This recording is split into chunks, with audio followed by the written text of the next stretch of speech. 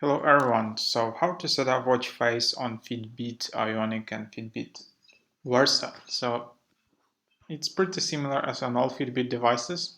Just tap the Today tab, your profile picture, device image, tap clock faces, all clocks, browse available clock faces and tap the one you want to select and just install it.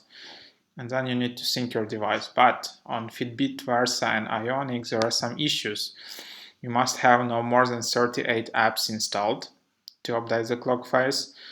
Some clock faces have different color schemes or other settings. So you need to tap the installed clock face and then settings. Many clock faces also require access to certain stats or other information. If you turn off these permissions, it might cause the clock face to stop functioning. So tap the installed clock face, see all details and permissions, and make sure it's set up there. Also, you can save up to 5 clock faces to switch between them on Ionic or Versa series. So there you have it. So that's basically the idea. You can also dive deeper and try to install like Bitmoji clock face as described here.